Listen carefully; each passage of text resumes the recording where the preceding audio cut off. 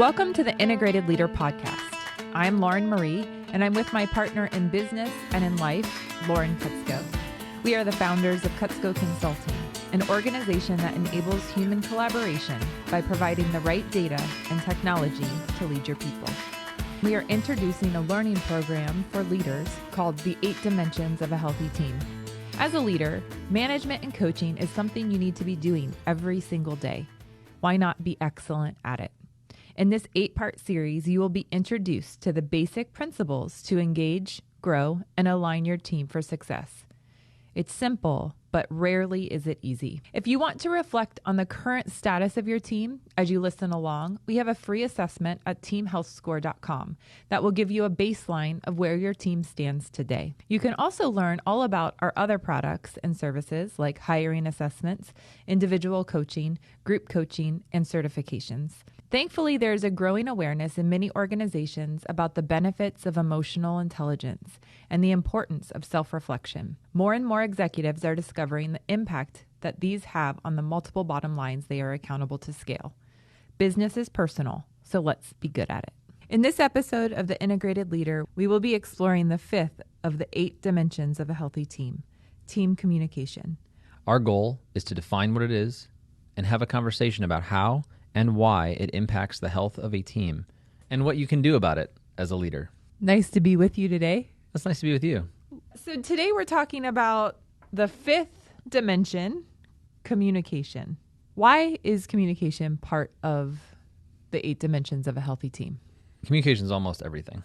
It's 98% of all the things. Yeah. When you're talking about interacting with other people, collaborating, working together, leadership, it's all communication. It is about the exchange of two people. And I think even if you're not necessarily transferring information back and forth, then there's energy moving back and forth. And I think that's what communication means. This is how you and I work together. And what we maybe often think of as written, we've got all kinds of written communication now, text messages, emails, verbal.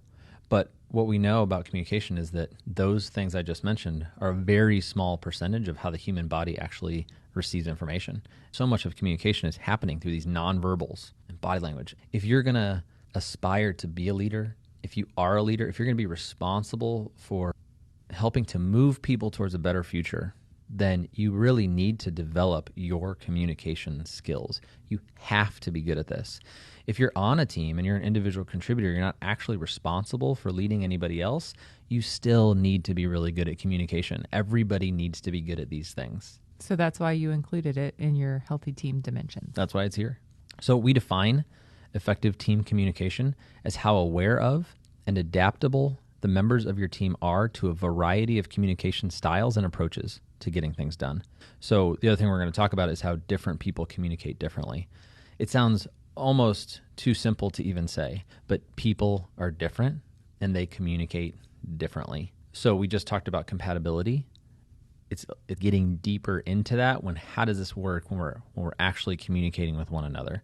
Because we talked in that episode about how to assemble a team based on their differences. Do you want a diverse team? Do you want everybody to be similar because their roles are similar? And this we're going to talk about now that we're on the team together and we're communicating. How do I respect the fact that you tend to communicate differently than I do?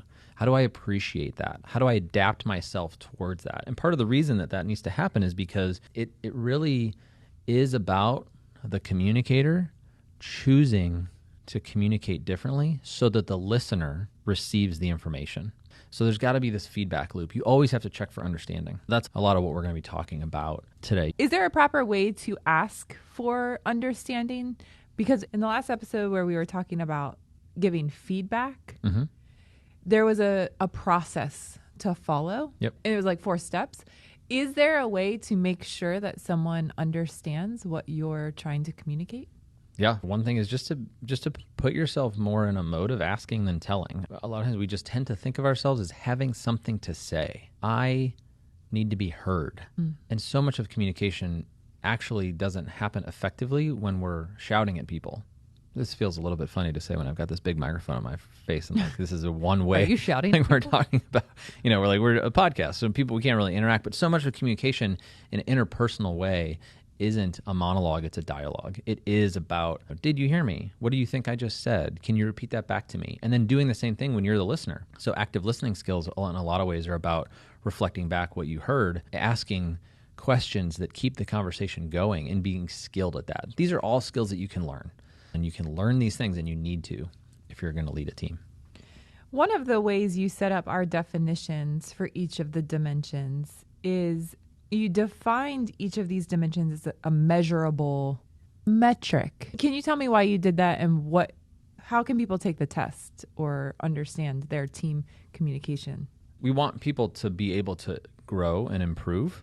And all of these things, all of these dimensions are skills that you can work towards. So we don't feel like it's super helpful to say, for example, if we're talking about, let's say we're talking about a basketball team, and we don't think it's super helpful to say, the tallest people are going to be the best basketball players, because you can't really go home and make yourself taller. There's different heights that you just are. Now, there's other things on a basketball team that you can be better if you're maybe leaner or stronger. You can go do strength training to grow your muscles. So we wanted to frame everything as much as we could into things that you can work on. So these are skills that you can develop. And in order to really know how you're progressing, you need a baseline. You need to know, what is the metric. When we take our kids into the doctor, the pediatrician, we know that they're going to weigh them. They're going to measure their height. They do this with adult physicals too, right? But these are just two basic things, right? Every time we go in, and it's not that they're necessarily coming in and saying, good or bad, but they're just basically, by measuring it over and over and over again, you can see change. We want you to be able to do the same thing with each of these 8 dimensions. Communication is set up in a measurable way. And they can do this at teamhealthscore.com? Yeah, so the quick assessment for you to take this for yourself at no charge is teamhealthscore.com. And it gives you a metric on all of the 8 dimensions. That's right. Yeah. And specifically with the communication dimension, what is it that you're measuring? We've got 3 questions on there to self-assess your team's communication. We've got a lot of open-ended questions as well, but we wanted the kind of the measuring stick to be pretty simple and straightforward. We also use a variety of certified assessments that are statistically reliable and valid, and they are measured. And in that, we have a bunch of different communication skills. So in the list of 25 competencies, there's a handful that are particularly related to communication. Those ones are going to be benchmarked against every other test taker out there. So depending on where you want to go with communication, if you're developing employees, if you're developing yourself, there's all kinds of assessments that we can use to give you feedback about how you're doing and what you need to grow in. Great. On a team, what would be the indicators of a healthy communication? A big part of it is that it's happening, that it's flowing. I think one of the things that we've been talking about a lot is making the implicit explicit. What we don't want is a team where communication isn't happening. We want to be able to say hard things to one another. We want to be able to share constructive feedback, and we want to be able to almost measure the flow. So it's almost like a water meter.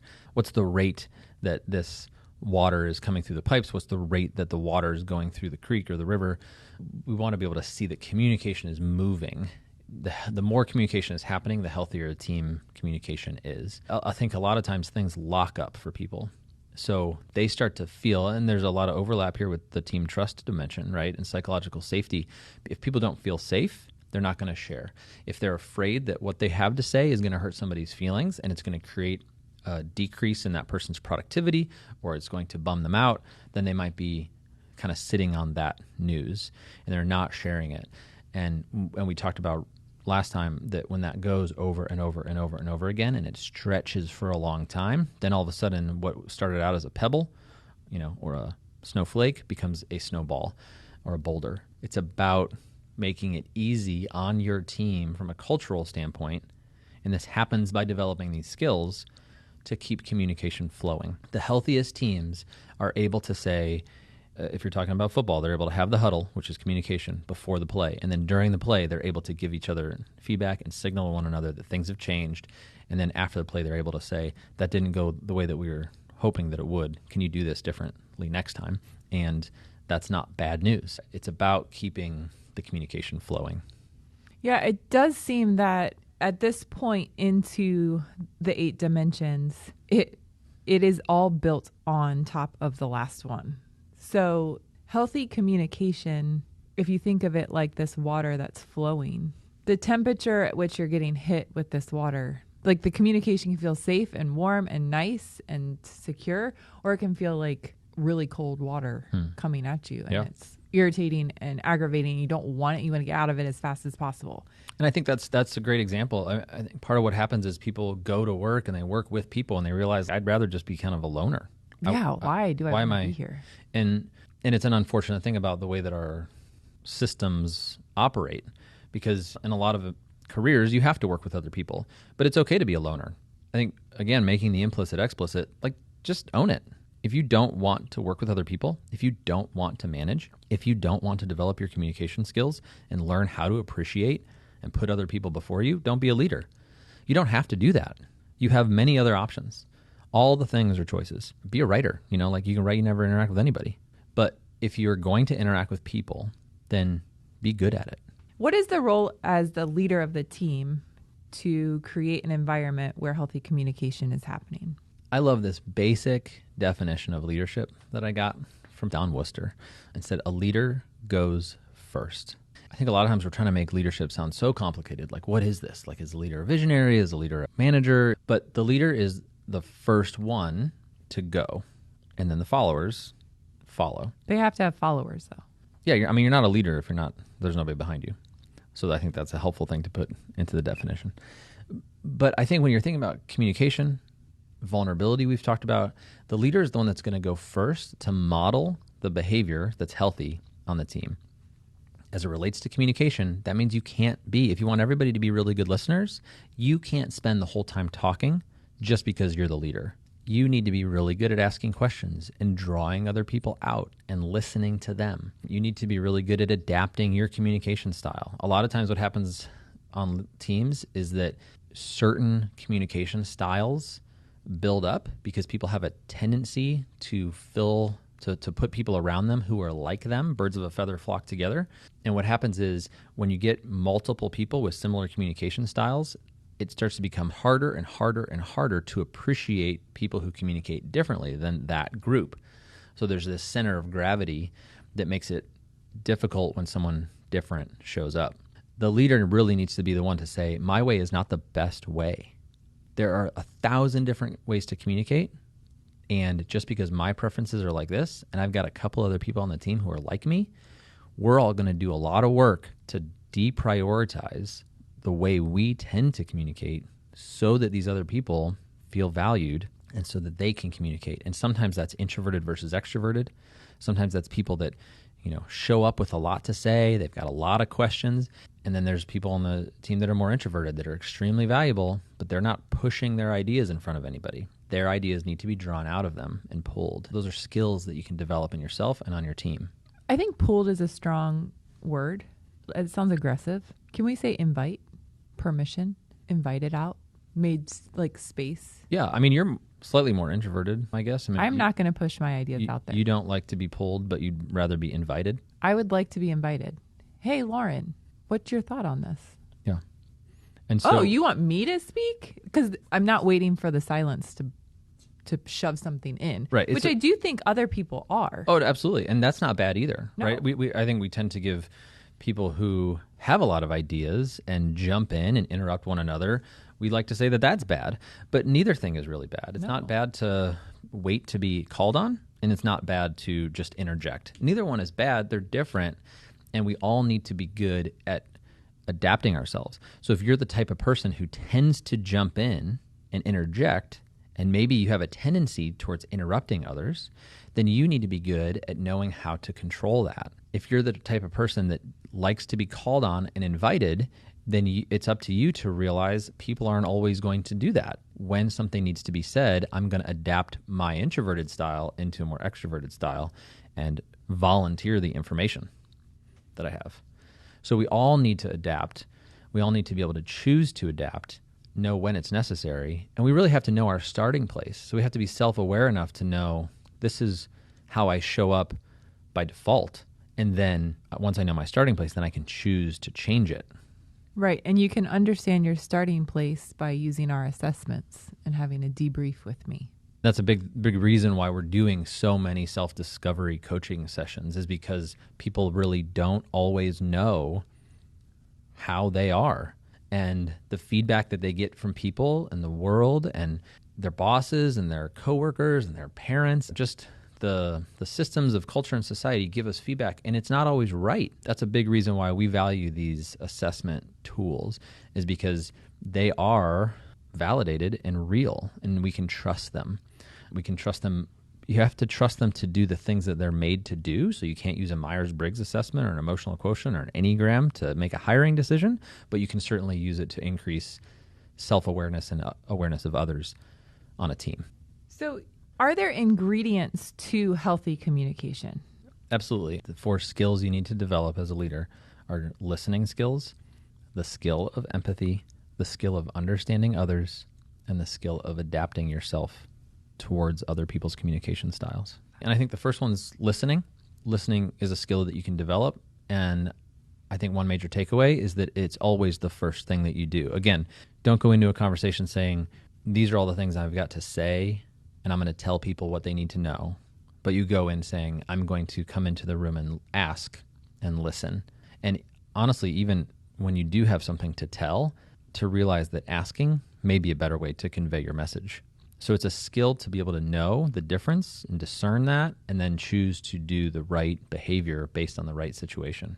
Very related to the next thing I would say, which is empathy. Empathy is being able to understand another person's perspective and feelings, and really kind of put yourself into their shoes. That's a skill you can develop. That's not just like, some people are more naturally empathic than others. They may be, but if you have a low level of empathy, you can measure that and you can grow it and develop just like any other skill. Empathy is a skill. They're slightly different than mirroring and labeling, which are more like techniques to know how to use. So being able to mirror and being able to label doesn't mean that you're a good listener, but what we want to do is understand how humans communicate. And since we know all the things that we do about what's going on in their brains and their neurobiology, we know that mirroring and labeling sends signals that we're listening. We can do those things to help kind of grease the skids and lubricate the conversation a little bit. They're good skills to learn. They can be used for harm. We're not advocating manipulating people, but they're good to know how to do those things. And then understanding, I would call a skill. So, it's kind of a skill. Understanding others, it is certainly a skill. But I think when I put it here, I would almost like it's a milestone or a checkpoint in your team leadership. Have you gone through the process? Have you done the work of understanding the people on your team? So it's kind of a finite task and a skill you can develop. Like, are you generally good at understanding others? And then adaptation is the skill to be able to notice when your style, your natural communication style, is different than the person who you're trying to communicate with, and then adapting towards them. People like themselves. Anytime you want to communicate with another person, you're going to be better off behaving like them than behaving like yourself. You'll feel a lot of energy and chemistry when you're communicating with somebody else who communicates like you naturally. Those are the most fun conversations. You will get positive endorphins from interacting with somebody like you. So the skill there on adaptation is to change yourself like a chameleon into the person that you're talking to for the sake of healthy collaboration and communication. The responsibility of communication is that of the sender. The sender needs to make sure that the listener has heard the message and understands it. Right. And a way they can improve the pathway of understanding is by adapting towards that person. Because if you don't adapt, it's like having an antenna on your television and there's some static because there are things happening in the conversation that are going to distract the other person from hearing what you have to say. Right. But when you adapt and become more like that person, maybe for me, that would be adapting to become more detail-oriented, more precise with my words, more calculated. Then they are going to hear more of what I'm trying to say, and it becomes high definition because they're not going to be confused by my random analogies. Like, oh, you're going in order and you have a steady pace and there's a agenda. Yeah, and I think that's a good example because How does that feel to you when you try to do those things? I mean, you just listed some things that are not your natural communication style. And when you are intentional like that, what does that feel like? Like I'm being squeezed through a hose. Right. It's not easy. It doesn't feel good. It's hard. One of the challenges is there's a lot of noise right now, and probably there has been for a long time. So I'm not necessarily making a comment about the zeitgeist, but there's this you do you. If I have an idea, then I have the right to share that idea. Nobody should make me change and be inauthentic with who I am. There's some truth in that, maybe, on parts, but what we're talking about is being willing to give as a gift ourselves to other people by doing the hard thing. And it's going to feel like being squeezed through a hose, potentially, but it's worth it because I'm prioritizing the relationship. So I think of all kinds of, anecdotes, right? There's the famous African proverb, if you want to go fast, go alone. If you want to go far, go together. And it's similar to that, right? Like you're choosing the relationship over the goal, over the speed. At work, a lot of times we do need to go fast. We have deadlines. What we're doing with the team is we're actually slowing down in order to speed up. Depending on your team, your environment, your competitors, your industry, you may have to go really quickly all the time. That is a good thing. When you're building a team, you may have to slowly build trust and communication skills with one another so that when things happen in an instant, everybody can go really fast. This is another thing where you can consider sports. We're going to practice, and in practice, we're going to do things slow. We're going to do it over and over and over and over again until we get it right, because in the game, we don't get to do that. So in the game, it has to be perfect. So in the practice, we're going to go slow so we can go faster in the game.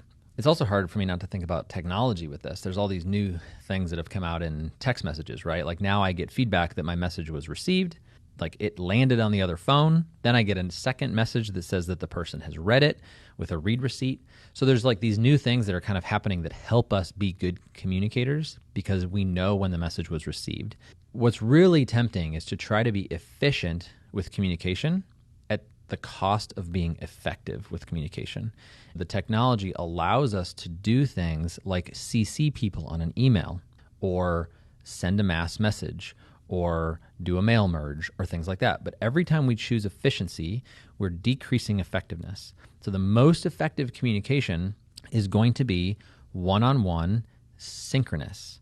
We're together. I'm sending you a message. I get to see your body language. I get to hear you say that you heard me. I get to have your questions. That's not always practical. So we're working with people on our teams that are all over the world, different time zones. They're doing work when we're asleep. We're doing work when they're asleep. We're trying to communicate a single message to many, many people, hundreds, thousands. It becomes impractical to have one-on-one conversation with thousands of people. So we decrease effectiveness willingly to increase efficiency. But we need to know that when we do that, we're making a choice. There's a trade-off. I would argue that some technology is making it easier to have one-on-one back and forth synchronous conversations in sequence more effectively actually than we can send a mass message in broadcast way.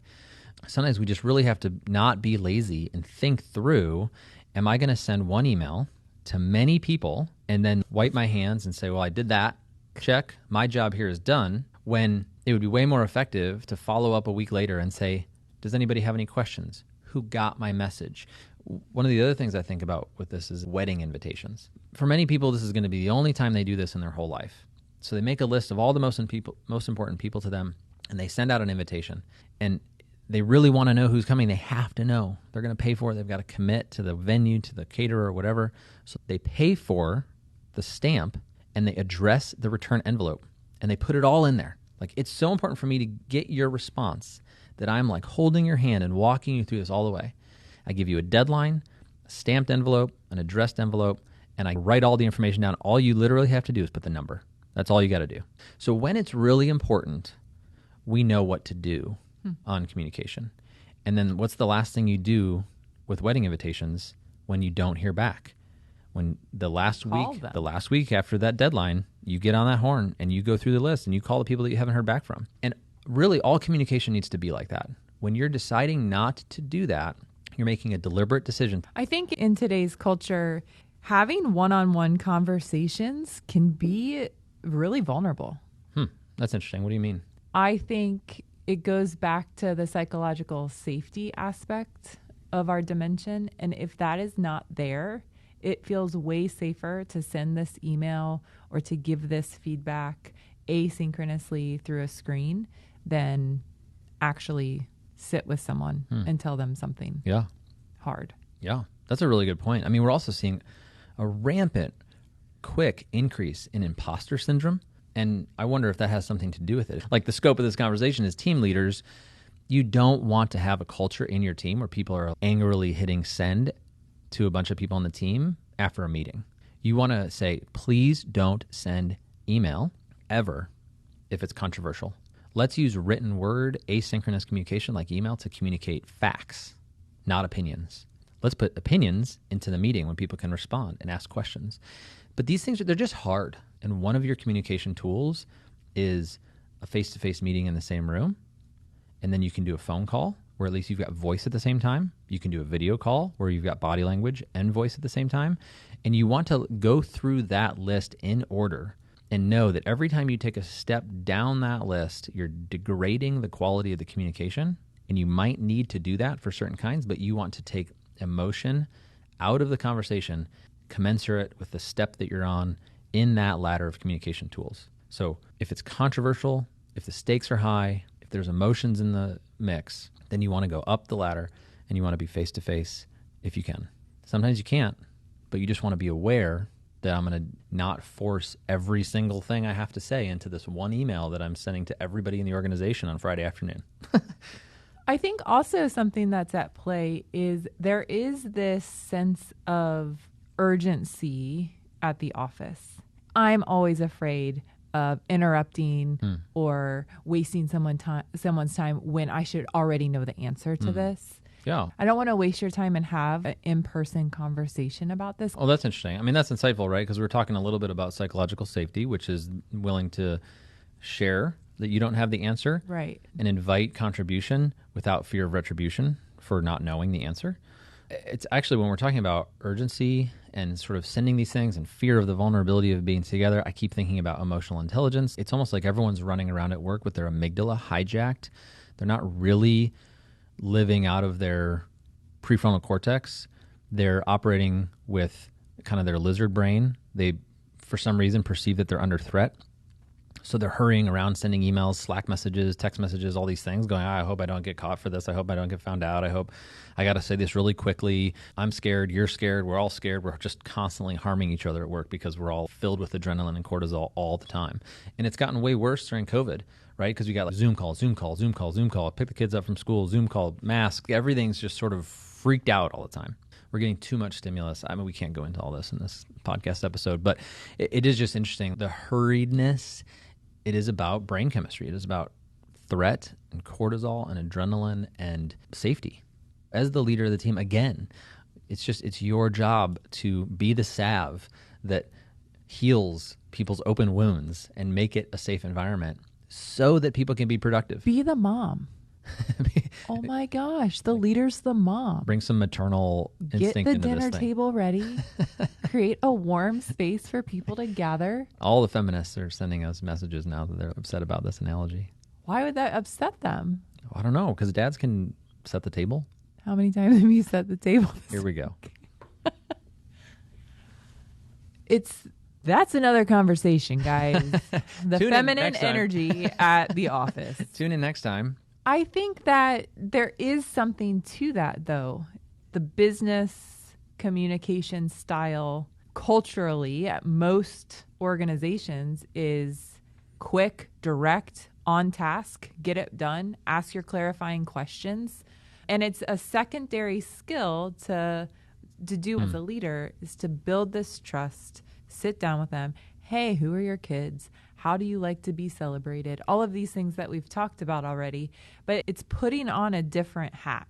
Absolutely. On purpose. Well, and you're naming things that have tended to be masculine And you're also naming things that have been prioritized in the workplace that are much more task-oriented, like a high D. So we use DISC on all of our teams to understand their communication style and their culture. And the things that you just mentioned are very high D things, high C things, right? They're direct, they're task-oriented, it's right or it's wrong, and they're not nuanced. In some ways, there's this bifurcation between those kinds of things being assumed to be corporate and business, and then there's the other skills which maybe are perceived to be a little bit more poetic and story and narrative and art. And so actually we want to bring the left brain and the right brain together. We want whole brain team communication and leadership, and recognizing that this is an issue and that you as the leader are the one that can learn these things and lead your team in this way.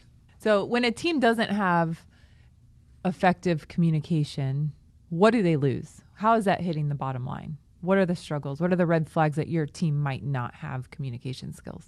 Yeah, it's hard. I mean, there's part of me that wants to just say you're going to feel it. Like, you're going to know something's wrong. You aren't jumping out of bed to go to work every day. And it could be because things are under the surface that need to be brought out. And it could be that they're not above the surface because people on the team don't have the skills developed to communicate in healthy ways with one another. So I think part of it is this subjective feeling that you're going to have. To make it more objective, I think you can use assessments like DISC. I think you can use skills assessments or strengths assessments to I mean, you know, they're still subjective. They're still people self-reporting in survey questions, but it's better than nothing. You know, having a third party observe your team communication. So we'll often get invited into weekly team meetings just to be a fly on the wall. And then we can give feedback to the leader afterwards and say, here's what we think is going on here. So a third party can be a little bit more objective. So yeah, I mean, there's a number of ways to evaluate it, but more often than not, you know, you don't have to necessarily know how bad it is. You just need to always be getting better at communicating. Just be working on it all the time. I think some of the other things that we want to talk about are probably different communication styles and through the DISC graph. So, you know, D's, I's, S's, and C's, and how you communicate based on your style. And then I think conflict is probably another thing. So should we expect, if a team has healthy communication, that there's never going to be conflict? Good question. Or is conflict a sign of bad communication? And I guess it depends a little bit on how you define conflict, but, you know, conflict's simply just two people disagreeing. But I think when you notice it in your body, right, when there's a pit in your stomach about the conflict, that's where you really want to press into that. Don't leave it alone. Don't ignore it. Kind of go, okay, I've got this discomfort. What is this? Conflict, you mentioned the vulnerability of having two people face-to-face in a live conversation, and it is vulnerable. And I think some of the reason that it's vulnerable is because people do disagree with one another and they're not sharing it. So you just want to be really good at pressing into conflict. There's a skill around learning how to say hard things to somebody, and it's something that it just has to happen on a team. Actually, you don't actually want to be on a team where there's no conflict. It's boring. So, and it's not very innovative. It's absolutely. Because to do really great things, you have to have conflict. Right. It's like the diamond that's getting, you know, formed from millions of years. I mean, we're doing great things. Carbon. Here. We have so much conflict. Yeah. If only we had examples of innovation coming out of every one of our conflicts. Wouldn't that be nice? Look, we're doing this a whole new way that was so creative because of that. We have a fucking podcast. It's so innovative. So when I think about what to do when there is conflict, we want people to not run away from it. Don't ignore it. Learn how to resolve it with one another. Create the kind of environment where when someone says something you disagree with, they're not getting shouted at by you, the leader on the team, or anyone else on their team.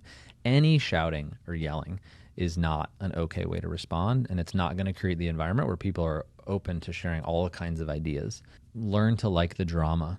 It's, you know, back to DISC, it's one of the things we joke about, right? When you've got two high D people and they get into conflict, other styles on the team that are less naturally okay with conflict will watch it and they'll think that the world is ending, right? Things are falling apart, but then the two high Ds will go to lunch together and sort of still be friends. And people that aren't naturally into conflict like that can feel really uncomfortable. So there is definitely a stylistic aspect to this, to conflict. Would you agree with this? High Ds tend to be pretty okay with conflict. They move towards it. So low Ds don't.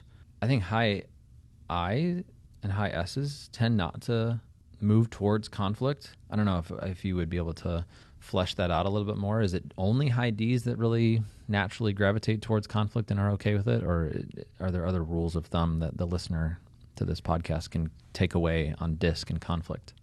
I think that high Ds feel the most comfortable in conflict. That is their kind of natural way they move in the world, is that they don't mind a fight. Yeah, in fact, they like it. We talked about the antagonistic environment. They like that. Creates the activity with a high D, whereas an antagonistic environment decreases the level of activity. Right. I think the high D needs to tone it down with the conflict.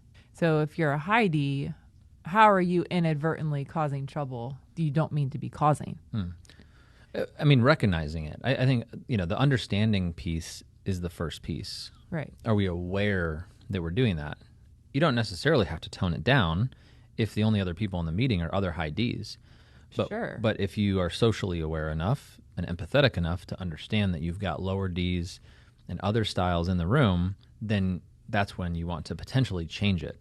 I have 8 emotions for each of the energies of the DISC graph that I think are pretty quick ways to know how to adapt towards others. So I'll share them right now. The high D naturally shares frustration and anger. Why are we still here? I'm impatient about this. Shouldn't this already be done? So it's coming out as a conflict or as a threat almost. And what's coming out is what's inside. Right. So it's not like they're necessarily angry at you.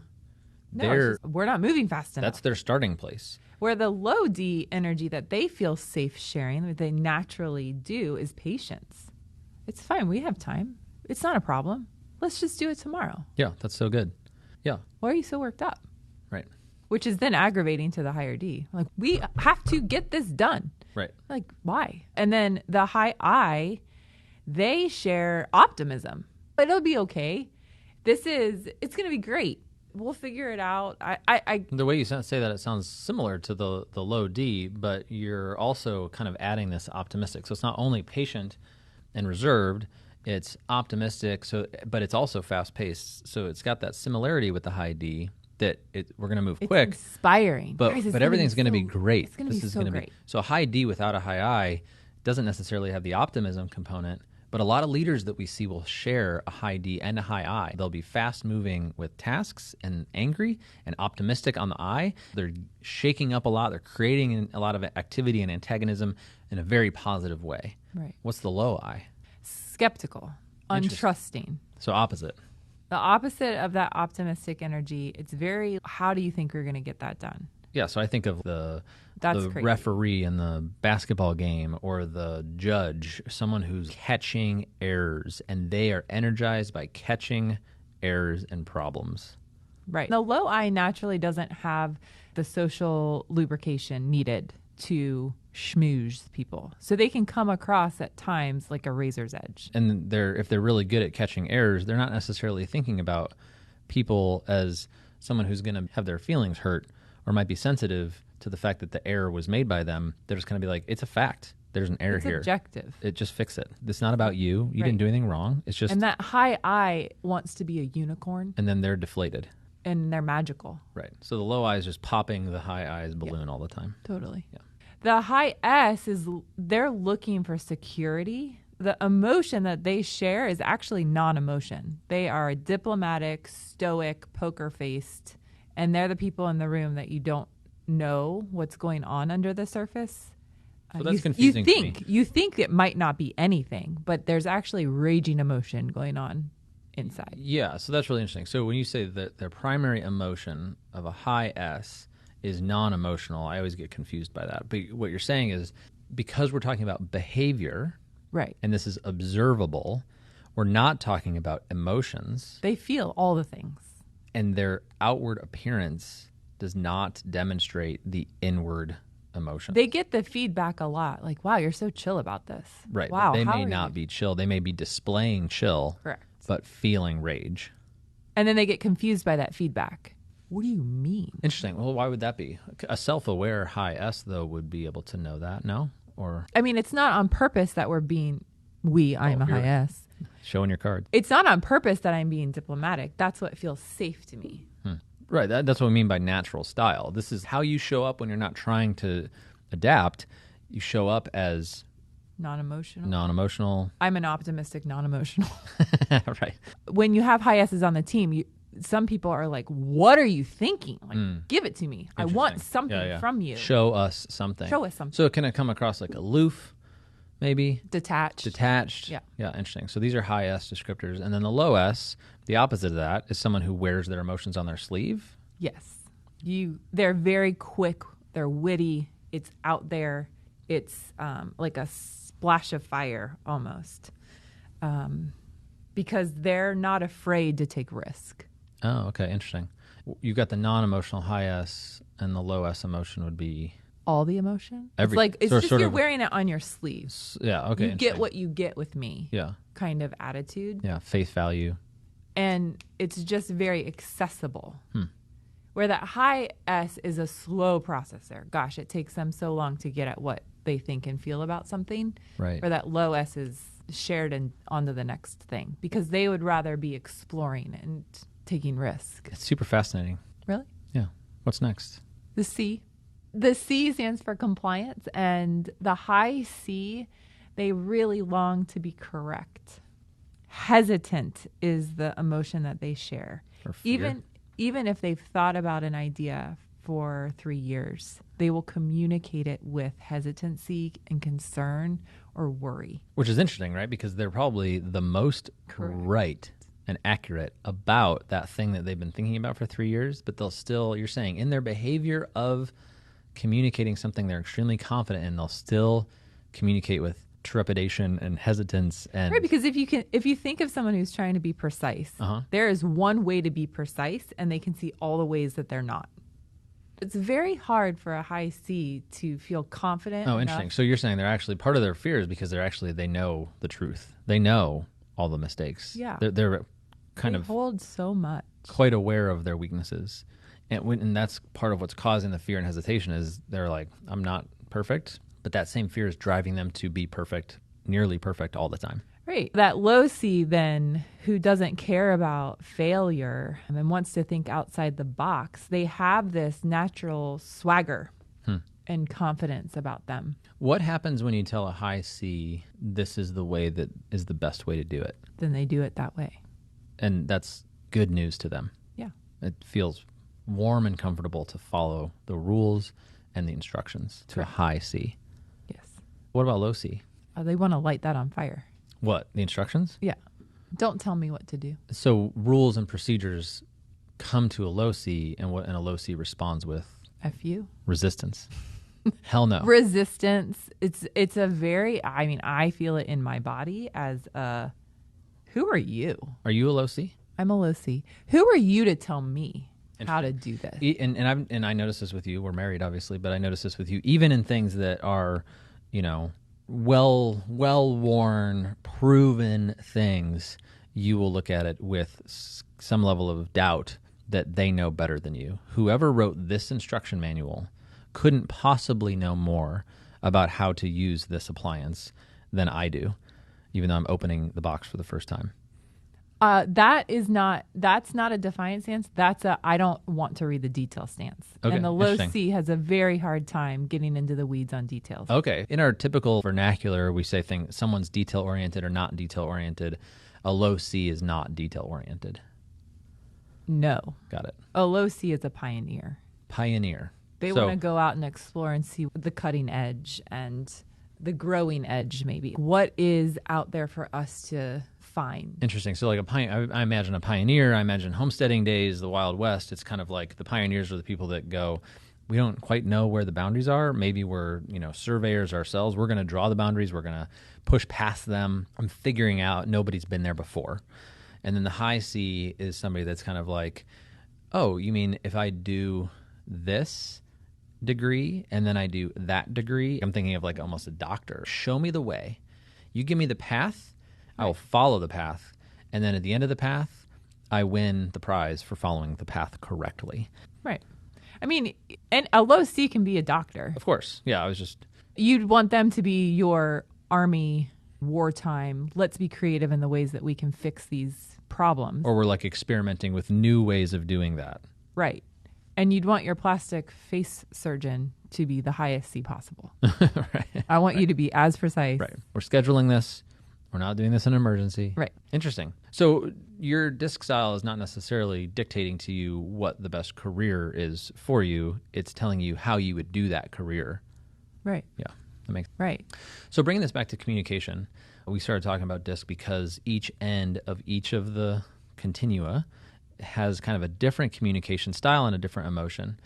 And this relates to the understanding communication skill we're talking about for leaders, and it relates to the adapting skill. Because once I understand where I start and I understand where someone else starts, DISC is a universal language to be able to communicate with one another about those different starting places. And then it also gives me the framework to be able to adapt my style towards other people who I need to communicate with. If you take all of those words, for me, I am a patient, optimistic, diplomatic, confident person. That's what you'll see with me in a meeting. And if I'm being critical, that's me adapting. Like criticizing? Right. If I'm thinking objectively or saying I don't know if that's going to work, that's me adapting pretty significantly towards the person that I'm communicating with. Which is a really good point. So, I mean, what should a leader do if they see someone on their team doing that kind of work?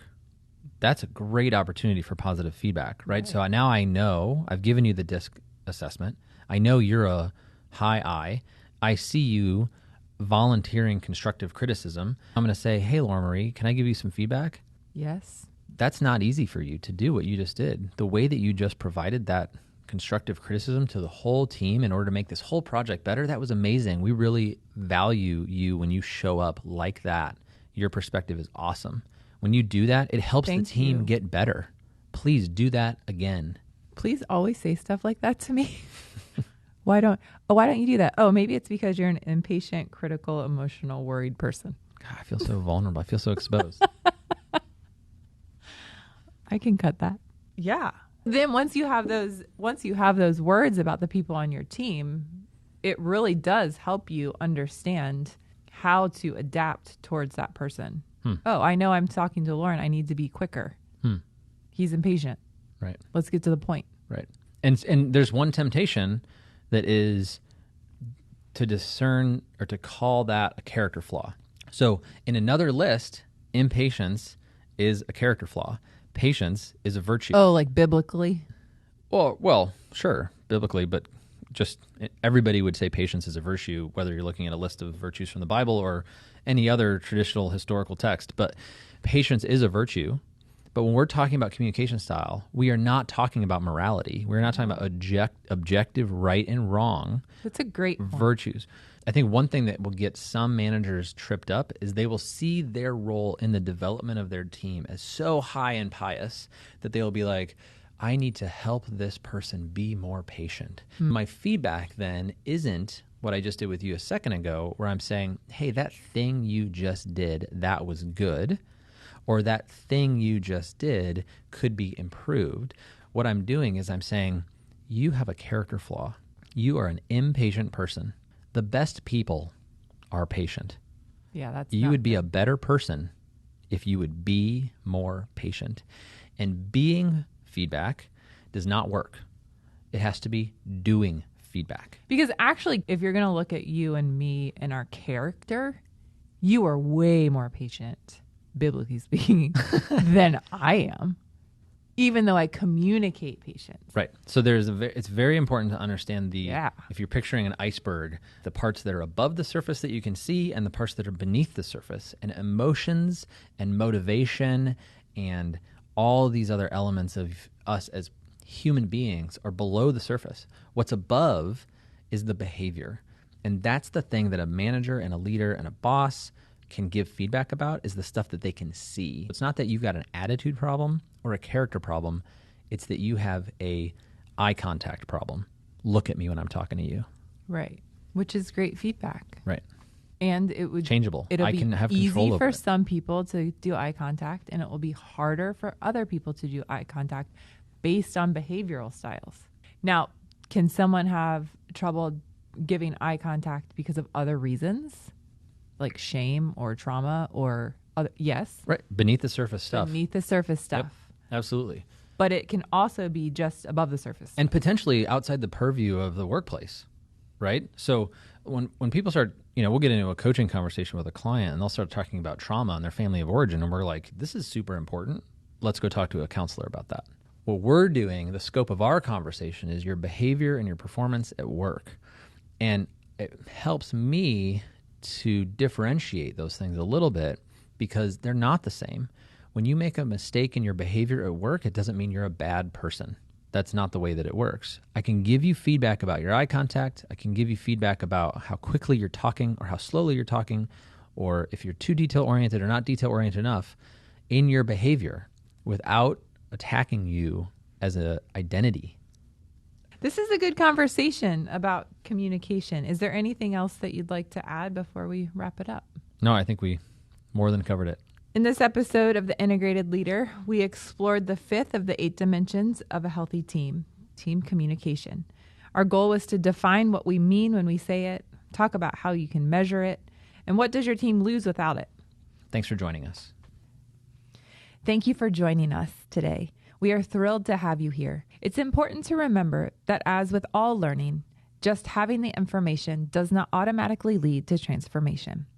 We can give you all of the analytics and methodologies, but team transformation will not happen without you incorporating new behaviors into your leadership practice. Listening to a podcast without beginning to practice better management is a lot like learning about exercise without moving your body. Starting anything new will feel awkward and funny at times. This is normal and doesn't mean you should stop. Discomfort is a sign that it is working and that your brain is getting stronger. Stick with it. Commit to trying our methods for 8 weeks to 6 months and then observe and see what's next. See you next time on the Integrated Leader Podcast.